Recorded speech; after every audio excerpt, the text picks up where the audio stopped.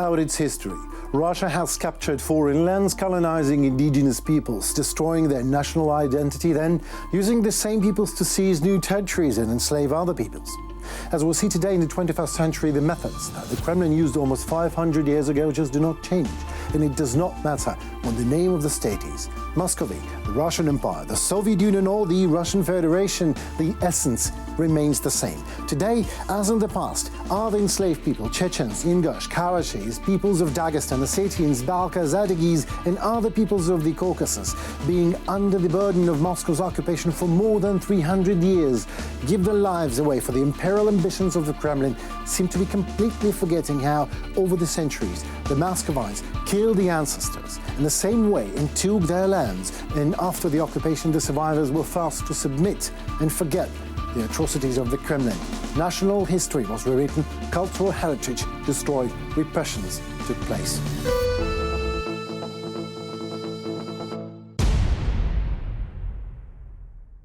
The peoples of the Caucasus took both the mobilization and the Russian invasion absolutely negatively. This war is very similar to the atrocities Russia had been committing in Chechnya for 20 years.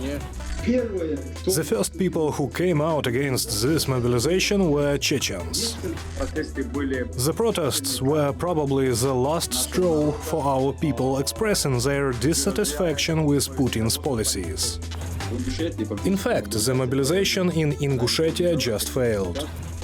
An enormous number of Dagestanis died. A lot of them were sent out forcibly by threatening their families. The colonization of Dagestan specifically was something cruel, massive and bloody. Chechens and Ingush people lost more than half of their population as a result of the deportation. These were cruel wars. For 2 wars we have suffered 300,000 people killed. The future for us is to gain back our own statehood. We weren't born as slaves, and being slaves is not in our vein. This will be the last war of the Russian Empire. Only having united all the peoples of the North Caucasus, we can eschew internal strife.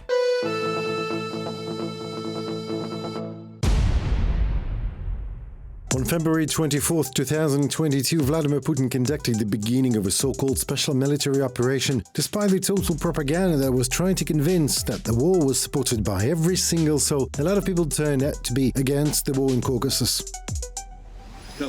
People in the Caucasus were outraged by invasion of Russia into Ukraine. Their sentiments weren't for Russia, it is for sure. In its very majority, Ingush people naturally don't like this idea at all. They understand that this war is not theirs. The Dagestan community, the majority of it, 70% of the population, is against this war. 70% of the people in our region are against Dagestanis going to war in the foreign country. Нет войне! Свобода Украине! Путин черт! A lot of representatives, both of the Chechens and the Ingush people, who I am acquainted with and have met with, were completely shocked. We understood that the war announced by Putin was aimed at the extinction of Ukrainians as an ethnic group and the extinction of the Ukrainian state. The society of Chechnya doesn't support this war in the way this is happening these days, because at the very least it gives them negative flashbacks, as far as this war is very similar to the atrocities Russia had been committing in Chechnya for 20 years. For a lot of people, this reminded the first and the second aggression of the Russian Federation towards the Chechen Republic of Ichkeria. The same military convoys were going through the whole of Ingushetia in the direction of Grozny in order to assault the brotherly nation. And we, having experienced the same, of course, reacted in a proper way. We made a decision that Chechens will support Ukraine in this war in all the possible ways, not only mentally and politically organizing humanitarian campaigns, but also with military campaigns as well. Дорогие братья украинцы, чеченский народ вместе с вами, и я уверен,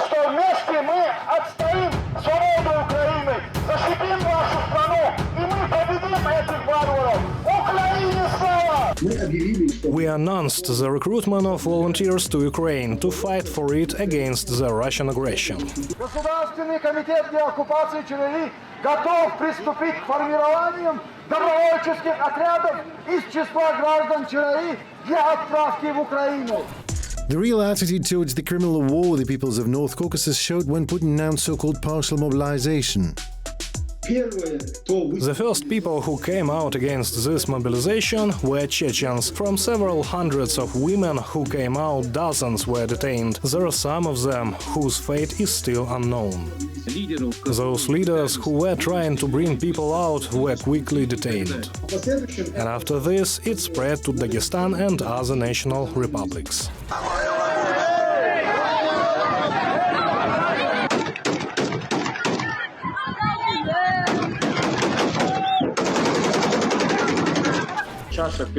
Our people's cup has overflowed, so these protests were inevitable.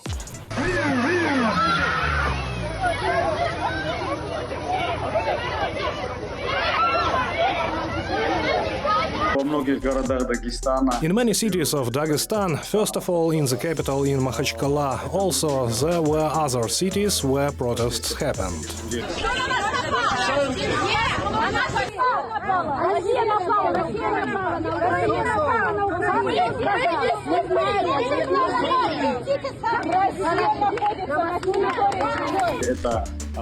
These protests were the last straw for our people, showing their dissatisfaction with Putin's policy that has lasted for the last 20 years here, in the Republic of Dagestan.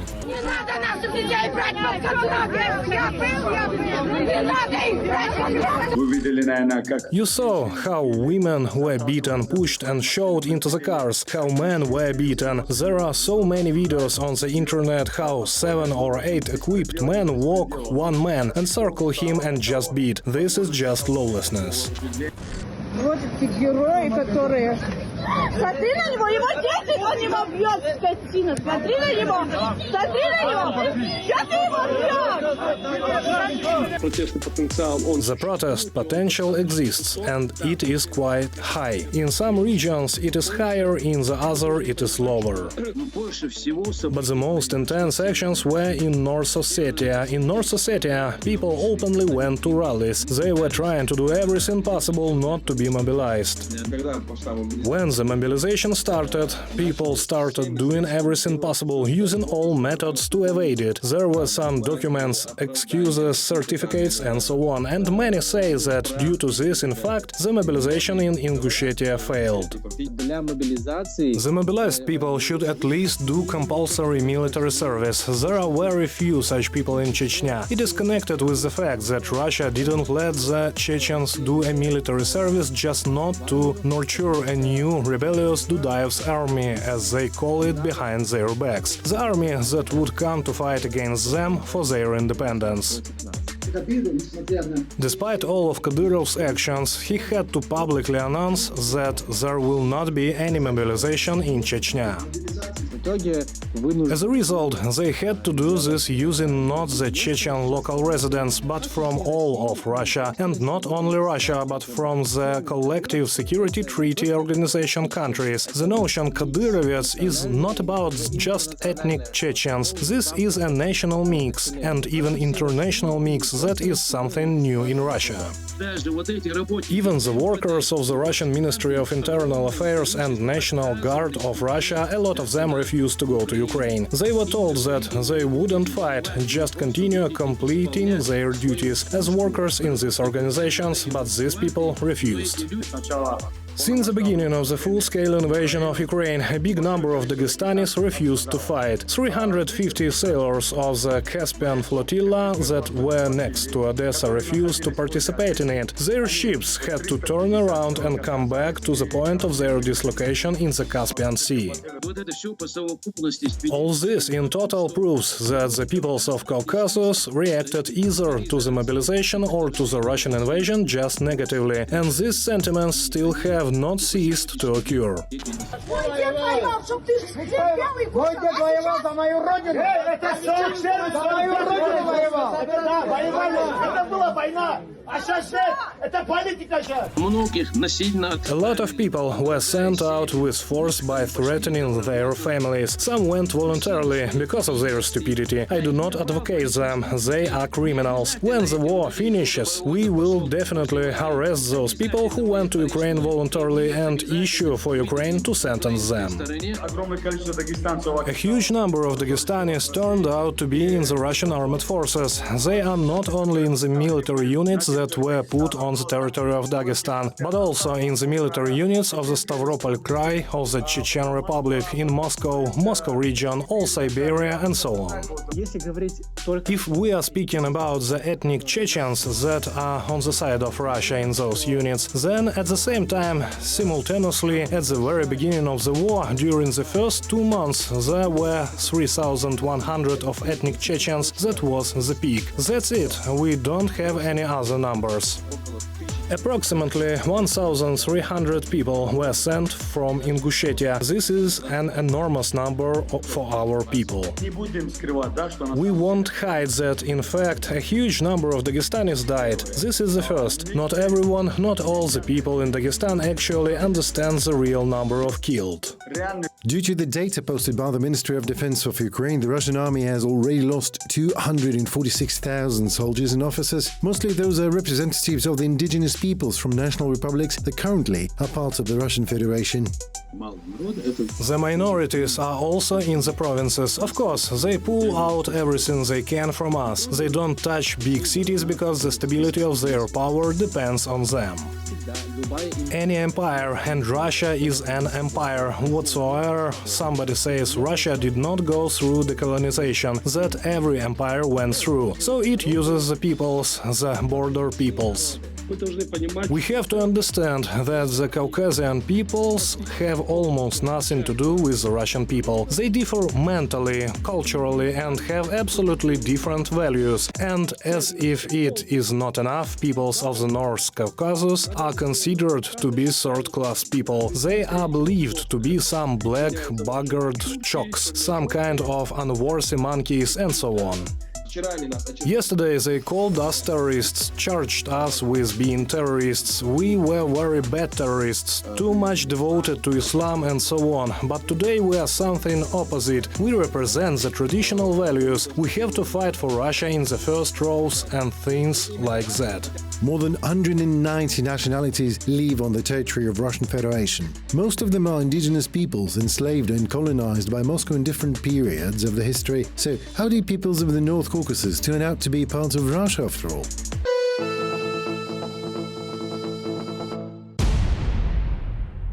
It was 1594 when Chechens first encountered Russians during Voivode Khvorostyn's campaign in the Caucasus. That year became the starting point of the Chechens' 400-year struggle for freedom and independence. At the age of the 16th and 17th centuries, the Muscovites equipped troops of 12,000 fighters went on another invasion campaign in Caucasus. But the talented military commander and diplomat Sultan Mahmud, or as he is called, Sultan Mahmud, managed to unite the peoples of the Caucasus and race them against the Muscovite colonizers. Yes, Sultan Mahmud or Sultan Mahmud is a Caucasian hero with no doubt. Sultan Mahmud, the great son of the Kumyk people, was an outstanding military and political figure in the whole Caucasus, and for the first time he attempted to unite the Caucasian peoples, including the Chechens. As a result of the Battle of Karaman in 1605, the invading Muscovite troops were completely destroyed by the united forces of the Mountainous and the Inderian Principality. Sultan Mahmud's state became one of the strongest in the North Caucasus. After this, Russia had not invaded the Caucasus region for 100 years. At the beginning of the 18th century, Zar Peter I claimed his imperial ambitions on the lands of the North Caucasus. In 1722, his troops, with the help of the flotilla, invaded the lands of Dagestan. The colonization of Dagestan was something massive, bloody and cruel. You know what Peter I was famous for. This is him who burned our settlement of Adyghe that was situated where the present-day city of Makhachkala is, and named this settlement after himself Petrovsk Port. These days Moscow in every possible way is trying to prove to us that in fact Makhachkala was established by Peter I, and its real name is Petrovsk Port. They are trying to prove to us that our people's cities, lands have no historical past at all. At the end of the 18th century, the People's of Liberation movement was headed by the first Imam of the Caucasus, Sheikh Mansour. Every Caucasian nation obviously has its pantheons of heroes. For Chechens, the first place in this pantheon is given of Sheikh Mansour, who managed to unite peoples of Caucasus from the Black Sea to Caucasian Sea. Sheikh Mansour is a military, political and religious figure, leader of the 18th century, leader of the Caucasian peoples in their fight for independence against Russian aggression. In 1785, there was an uprising led by Sheikh Mansour, one of the greatest imams of the Caucasus, who later fought shoulder to shoulder with the Adyghe peoples. He was captured in Anapa, and in the Schlüsselburg fortress he lost his life without begging for mercy. In 1817, the Muscovites began a new campaign in North Caucasus, known in the history as the Caucasian War. The invaders established control over the lands of Ingush and Ossetia, turning them into outposts for the further advance into the Caucasus. They populated these territories with Moscow colonists. Yermolov made his bet on us. They wanted to baptize us and make us their outpost. They had this plan both for us and Ossetians. Speaking about Ossetians, their policy was quite successful. In their majority, Ossetians were Muslims back then, but they managed to baptize them and, in fact, make them their outpost. The cruelest military operations with the Moscow occupiers took place between 1817 and 1864. The main areas of warfare were Circassia, Dagestan and Chechnya. Periodically, confrontations broke out in Kabardia. After Kabardia was subdued, the main opponents of the colonizers were the Adyghe people, and in the east, the Highlanders, who united into a military theocratic Islamic state, the North Caucasian Imamate, which was headed by Imam Shamil. If we take into consideration all the events that took place in his life, this is just an incredible military leader. Imam Shamil played a very important role in the great success of unification of the Caucasian peoples and creation of the Imamate. He united, and for more than 25 years, in fact, he created a state, the United State of Chechnya and Dagestan. There was a settlement called Vedino on the territory of the Chechen Republic, where he set up his headquarters for 10 years. Imam Shamil is a national hero in the whole of Caucasus. This hero, a man that resisted Russia, fought till the end, lost so many of his beloved people, his family. His children were in captivity. His sister with an infant jumped down from the cliff when they captured Ahuolgo. His wife jumped down as well. So our ancestors went through so much it cost all of them. So much blood was spilled in the war with Russia. How did Russians manage? 323,000 Russian troops were put on the territory of the Chechen Republic, Checheno-Ingushetia. Can you imagine back then 323,000? This was an enormous power. Having occupied Circassia in 1864, Muscovites gained control over the majority of lands in the North Caucasus, but literally in 50 years. At the moment of the Russian Empire collapse, mountain peoples proclaimed their independence from Moscow again. The struggle against Russia in the Caucasus did not stop for a single moment. In 1914, World War I, a familiar story, weakened Russia. Basically, now it is repeating itself, and then in 1917, the Union of Mountain Peoples was formed, which in 1918 was transformed into the Mountainous Republic. In 1917, Chechen oil producer Abdulmajid Jamoyev and Kabardian lawyer Shemak Akotsev convened a Congress of North Caucasian Highlanders in Vladikavkaz, which advocated secession from the empire and the creation of a united Caucasian state. When power in the center was seized by the Bolsheviks, the North Caucasus declared declared its complete independence on May 11, 1918. They managed to organize themselves, come together and unite different peoples and even those of different faiths, and never before. They managed to form such a state entity that within the next few years could repulse both the Bolsheviks and the Whites. The mountainous republic initially proclaimed their territory to be from the Black to the Caspian Sea. The mountainous republic comprised Dagestan, Chechnya, Ingushetia, Ossetia, and attention paid Kabardino, Circassia, Adyghe, and Karachay-Balkaria. The Bolsheviks created Karachay, Circassia, and Kabardino-Balkaria for the ethnic conflicts to take place here forever. But I would like to add that Abkhazia and Nogai steppes were also part of the republic. This region was also part of the republic. The government of this mountainous republic included representatives of all these peoples. It is very important to say that the mountainous republic was recognized by 10 countries, including the USA, the UK, Germany, Austria-Hungary, Bulgaria, Georgia, Azerbaijan, Armenia, and the Cuban People's Republic. This state entity existed for 4 years, from 1917 to 1921, and the independent Republic of the Northern Caucasus was hated by Russian emperors of all kinds and all political views.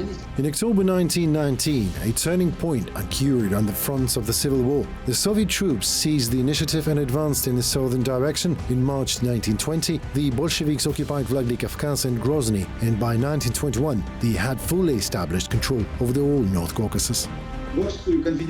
They managed to destroy the Confederate Mountainous Republic, and at all of its place they built the Soviet Empire. Moscow, fearing uprisings in the North Caucasus, forcibly gave the promised autonomy. The mountainous Autonomous Soviet Socialist Republic and the Dagestan Autonomous Soviet Socialist Republic were created, but these quasi-states were led not by indigenous peoples, but the appointees from Moscow. Soon the communists, at their discretion, put the borders of the Caucasian autonomies without any consideration for the local population. Stalin began to give certain territories to other autonomies, evict one people from their homes and populate them with the others. He purposely raked one part of the region with the other. We have lost our original suburban district, which is the basis of our self-identity. We have Ingush there, from whose name the Ingush have spread. And we also have the village of Volgayurt there. This is our self-name. The Ingush people call themselves Volgai. There is also a huge number of our cemeteries, our typical family cemeteries. In general, this is the heart of Ingushetia, which was cut out of us. The Caucasus has always been an Achilles heel for all empires, the Tsar's empire and the Soviet one as well. They have always tended to suppress these peoples with force. One of the most terrible ordeals for the Caucasian people was the forced deportation in 1944. It seemed that during the Second World War, Stalin should have addressed all of his efforts for the soldiers to defeat the fascism at the front, but he allocated 100,000 group to deport the Caucasian peoples. These were Ingushs, Chechens, Balkarians, Karachays, Kalmyks, Nogais. On February 23, 1944, an operation codenamed Chechevitsa was carried out by Stalin's Soviet regime. As part of this operation, all Chechens and Ingushs, men, women and children, were forcibly expelled from their lands, taken to the steppes of Kazakhstan and Central Asia, where they were thrown to their deaths in the snow, given no food, no drink, nothing. They were simply driven into cattle cars, where many of them died. In 1944, they evicted Chechens and Ingushs, and what do you think? A part of Dagestanis, including my people as well, was forcibly deported to the territory of Chechnya. People escaped back to the mountains, they were found sentenced and sent out to Siberia, and all of the villages were burned down. Our villages in Dagestan Dagestan were burned down. Those who they could not drive out from the mountainous region of Chechnya and Ingushetia, they shot down on the spot. For example, about 700 people were burned in the mountain village of Haybach. They were driven into a stable. Before that, they were told to take hay with them so that they would have a warm place to sleep. Because it was winter, it was February 23rd. We, the Chechens and Ingush, lost more than half of the population as a result of deportation, and the 13 years they spent in these countries. In these expulsions, 50% of the population. The consequences of these actions, which led to the deportation of most of my people and to the extermination of a huge number of Caucasians, more than 1 million Caucasians. After Stalin's death, after this, the Chechen people returned back to their place. Naturally, we couldn't stay in other people's houses. My ancestors, we were not brought up like that. Our people just silently left everything as it was. They got up and left, knowing it was someone else's house. A foreign home, a foreign border, a foreign land. To us, it's completely foreign. It is tantamount to touching the honor and dignity of a human, a man, a warrior, a mountaineer. So, naturally, our people did not stay. They returned back to their territories and burned villages. At the time of the collapse of the Soviet Union, the national liberation struggle for the independence from Moscow was revived in the Caucasus. On November 27, 1990, the Declaration of State of Sovereignty of the Chechnya and Ingushetia was adopted. Декларация принята, и я при полном убеждении, что если даже у кого-то появится мысль противиться этому, то это будет потенциальный противник нашего народа. In 1991, the All-National Congress of the Chechen people proclaimed the Chechen Republic an independent state. That same year, Dzhokhar Dudayev was elected president, with more than 90% of Chechens voting for him. The first decree signed by Dudayev was the decree on the state sovereignty of the Chechen Republic. Having restored its statehood, Chechnya remained the only island in the Caucasus that was free and independent. In 1994, as a result of the full-scale military aggression and the war that started in 1994, but in fact, we can say so, still continues up to the present days. On December 1, 1994, massive carpet bombing of Chechnya began, causing heavy civilian casualties.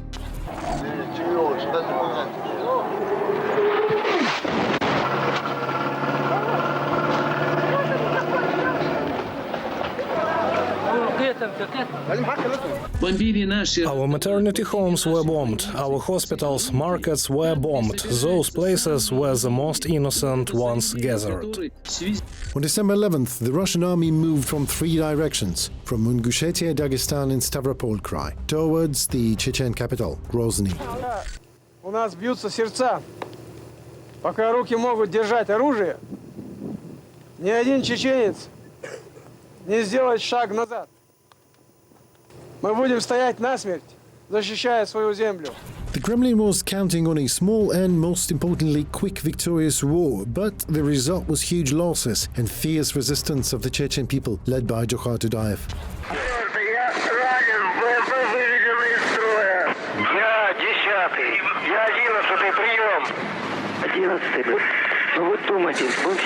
Это не просто так.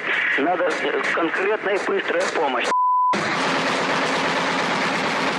Единственный, наверное, народ на земле, вообще ни во что не верующий, бездуховный, безнравственный и отстал от уровня развития человечества, безнадежно и надолго. Это русские.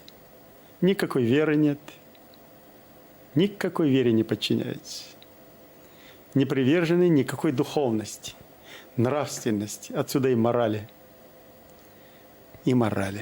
On April 21st, 1996, Russian security services were able to locate the signal of the satellite phone used by Dzhokhar Dudayev. As a result of a missile attack, the first president of Ichkeria died on the spot. Despite this, Russian troops failed to subdue the Chechens 4 months later. After Dudayev assassinations, the Khasavjud Accord was signed, which factually established Ichkeria's victory. Мы решили, полагаю, решили мудро что мы прекращаем войну, что мы выведем отсюда войска. But once again, the Kremlin's guarantees have proven to be empty words. With Putin in power, Russia once again launched a new war. The Second War was prepared precisely by the preparation of public opinion. That is, it was necessary to change the name of the Chechen people, the fighters for freedom and independence, and relegate them to the category of international or Islamic terrorists. In 1999, a series of brutal terrorist attacks took place in Russia. Over the course of 12 days, apartment buildings in Buyansk, Moscow and Volgodonsk were blown up.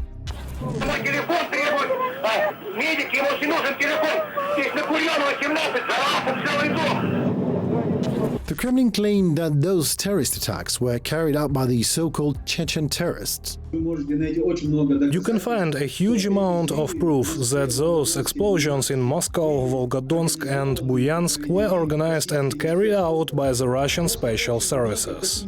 On September 22, 1999, at about 9 p.m., a resident of a house of Novoselov Street in Ryazan noticed strangers carrying heavy bags from a car to the basement. As a result, those strangers, who were going to blow up a house in Ryazan, turned out to be FSB officers.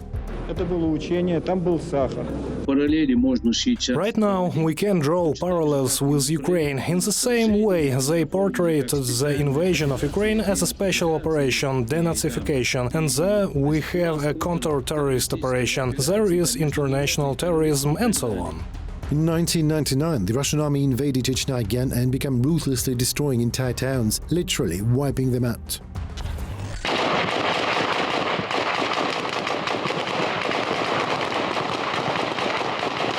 In those two wars, we suffered 300,000 casualties. That's the number that always makes everyone squirm. Of those numbers, 42,000 children were killed. Children.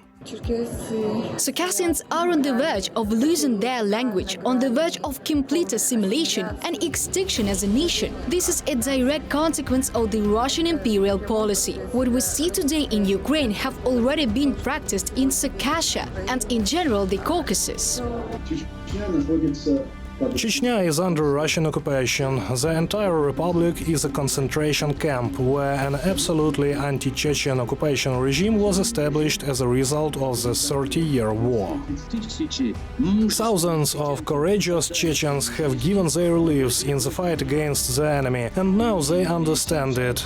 There is no other organization in the world that the FSB and the political leadership of Russia who know that Chechens are not only not broken, but not for a single moment have they departed from the principles of their state, their independence. On October 18, 2022, the Ukrainian parliament declared the Chechen Republic of Ichkeria territory temporarily occupied by Russia and condemned the genocide of the Chechen people.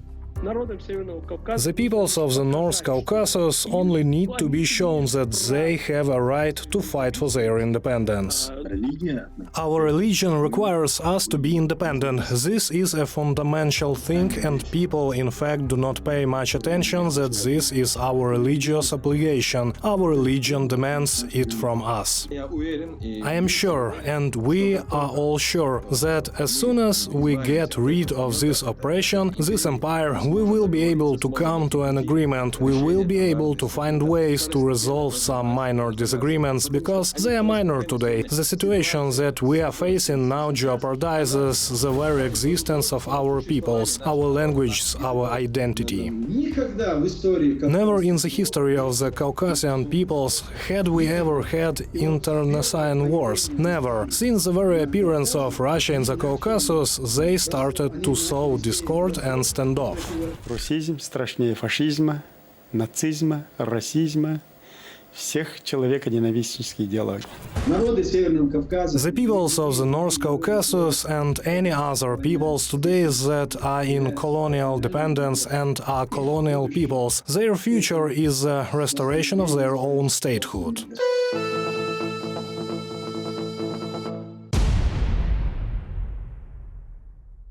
The full-scale invasion of sovereign Ukraine by the Russian Federation on February 24, 2022 made the whole world shudder. Many countries began to rethink their own security strategies, joining in military alliances, revising their defensive budget, and also certain processes began to occur in the Russian Federation itself. Many opposition politicians, public figures, activists, representatives of various peoples began to think about the security and their own future. As a result, organizations aimed at decolonization of Russia appeared, such as the League of Free Nations and the Forum of Free Post-Russian Peoples. I think this is an extremely important forum. The representatives of these peoples have the opportunity to declare their political ambitions, to declare their historical rights. Хочу призвать участников данного форума обратиться к международному сообществу, руководствуясь общепринятыми принципами и нормами международного права, такими как о праве нации на самоопределение. Circassians and other peoples would like to preserve their identity, but Russia is doing everything to make it practically impossible, so that in time they all cease to be what they are, the people they have been all their history. Наше решение о провозглашении декларации независимости Ингушетии связано не только с сегодняшними событиями, но и предыдущим опытом 2 столетий нахождения под оккупацией России. It was the first time when the pain, tragedy and worries of the Ingush people were voiced on behalf of Ingushetia in the European Parliament. We are the Ingush people who want the independence of our homeland. Our goals are to build a free Ingush state based on our religion and our Ingush notions, not some kind of newcomers, not on those established from above or from below or from the side, so that we can rule our own lives. We, Dagestanis, do not live in rose-colored glasses. I have already told you, for over 300 years there has been a war on the territory of my republic, my lands, my ancestors, on the lands where they lived. On May 27, 2023, a conference dedicated to the 105th anniversary of Mountainous Republic was held in Kyiv. Representatives of different peoples of the North Caucasus took part in this conference. Dagestanis and Ingushs and Chechens, and of course there were Circassians. We wanted to show that we can work and live in any political system. We can do it. Moreover, we were trying to reveal the inner communicability of the peoples of the North Caucasus, their ability to negotiate with each other, their ability to find common ground, points of contact, and to build any kind of relationship between them. I believe that in the future we must unite. I see exactly a unitary state, not even a confederation, not a federation, not a union. This is my personal, subjective opinion. I see a unitary state because Russia has been constantly driving a stake between us on the basis of some ethnic differences, some opinions, land issues. The best future for me and for the North Caucasus is, of course, when the North and South Caucasus are united at least in some kind of union, like the Schengen area. We do not need to invent a wheel. The basis for unification is the mountainous republic, the confederation of the peoples of the Caucasus. Then it was called the mountainous republic. But today we see the future of these peoples analogous to the European Union, sovereign independent state entities. They should create a single union state. We have more in common than we have different. We need to show that we have a common historical enemy that has oppressed us for hundreds of years. A large number of representatives of different peoples of the Caucasus have been fighting on the side of Ukraine since 2014, when Russia invaded sovereign Ukraine. Я выполняю свой долг. Есть такое понятие – отдавать долги. Когда нам было тяжело, когда мы очень нуждались в помощи, братский народ Украины в лице лучших сынов Украины оказали моему народу, моей родине, Чеченской Республике Ичкерия помощь. Я вже тут пару днів, зі мною 200 штурмовиків УНСО. Наші хлопці приїхали на конференцію поневолених народів, а також боротися проти московської агресії. Since Russia's full-scale invasion of Ukraine on February 24th, there have been even more Caucasian volunteers fighting against the Russian occupation army in Ukraine. Настоящие кавказцы воюют на стороне Украины, на стороне истины. Мы обязательно победим эту войну, обязательно освободится Украина, обязательно восстановится территориальная целостность Грузии и обязательно от русской оккупации освободится Кавказ. The International Legion of Territorial Defense of Ukraine includes the Dagestan Volunteer Battalion, named after Imam Shamil, the Muslim Corps Kavkaz, the Georgian National Legion, the Caucasian Legion, the Chechen battalions named after Adyghe, Hamzat Gelayev and Sheikh Mansour, and others.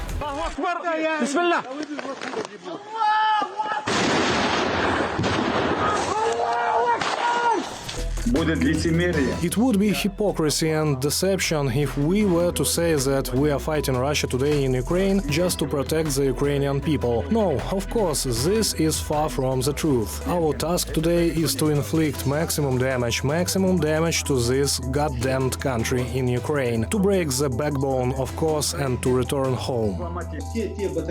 All those battalions that are being created and are in Ukraine today resist the Russian aggression. The next step, they will be the core of the liberation of colonized peoples and the creation of their own state, sovereignty and independence. I am addressing the Ingush people, telling them, remember that you are Muslims. Our religion requires us to be free people. This is on the one hand, and on the other hand, which is also very important and noteworthy, all Ingush people's favorite anthem says, it means, let Ingushetia be free. I want every Ingush to live by these words, to have these words in their head and heart, and I want them to burn there with a bright flame. My dear Chechen brothers, we are obliged.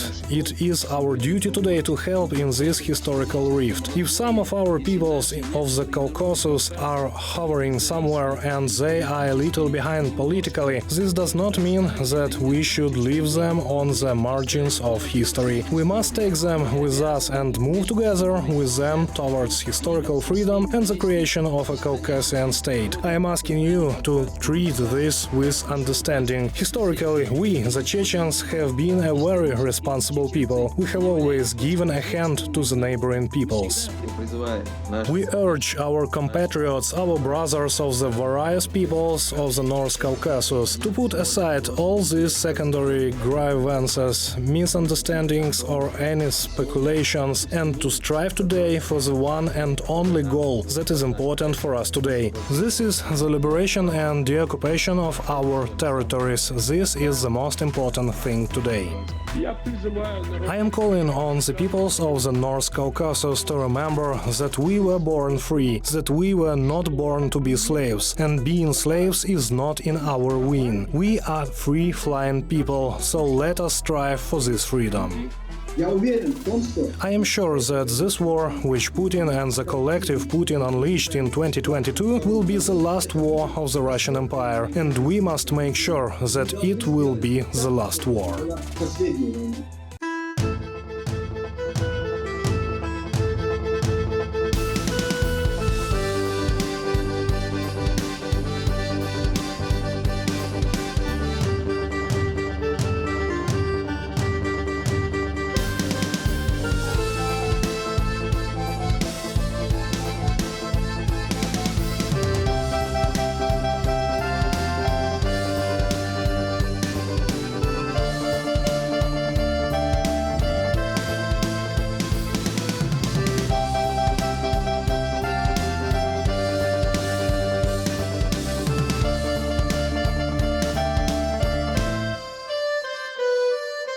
Россия сегодня – это Карфаген,